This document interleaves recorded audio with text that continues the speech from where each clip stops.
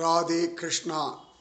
பகவான் காலையிலிருந்து அழகா சூரிய பிரப வாகனம், சின்ன சேஷ வாகனம், கருட வாகனம், ஹனுமந்த வாகனம் இத்தனை வந்தவர் இப்போ கல்பக விருட்ச வாகனத்தில் ஜோராக வந்து காட்சி தரார்.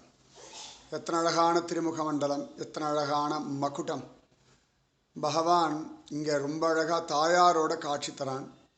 கல்பக விருட்ச வாகனம், அந்த கல்பக விருட்சத்தில் அப்படி அழகாக இதெல்லாம் அப்படி தொங்கிறது.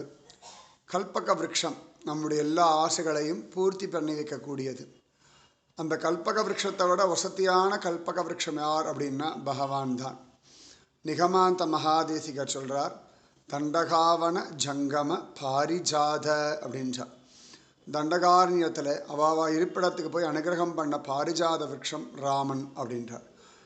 அப்பேற்பட்டவன் இந்த கல்பக விருட்சத்துக்கு கீழே ஜோரா ஸ்ரீதேவி பூதேவி நாச்சியாரோட வந்து பக்தாளுக்கு அனுகிரகம் பண்ணுறான்.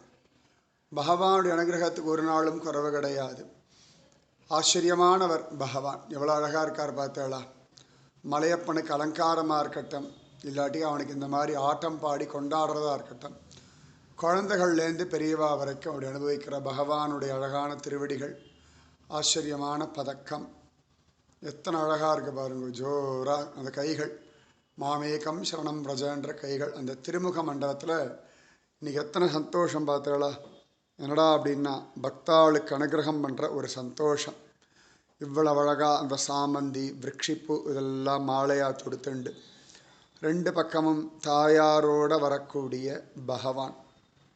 கல்பக விருட்சம், இந்த மரத்துக்கு நின்று பகவான் அனுகிரகம் பண்ணுறான். அதுலேயே ஆதிசேஷன் கூட இருக்கார். மரத்துக்கு கீழே ஆதிசேஷன், ஆதிசேஷன் கீழே பெருமாள் இருக்கார். பகவான் நமக்காகவே வர இந்த சாயங்காலம் சந்தியா வேளையில் அந்த சூரிய வெளிச்சத்தில் அப்படி தக்க தக்க தக்க தக்கன்னு ஜொலிக்கிறார் பாருங்கோ பெருமாள். நிஜமாவே கோட்டி ஜென்ம சுக்ருத்தம் இந்த கல்பக விருட்ச வாகனத்தில் சுவாமியை தரிசனம் பண்ணுறது. நன்னா பிரார்த்திச்சுக்கோங்க, பக்தி ஞான வைராக்கியம் வேணும்னு. அழகாக பகவான் எல்லா பிரார்த்தனையும் நிச்சயமாக நிறைவேற்றி வைப்பார். ராதே கிருஷ்ணா. ஏடுகுண்டலவாடா வெங்கட்ரமணா கோவிந்தா கோவிந்தா.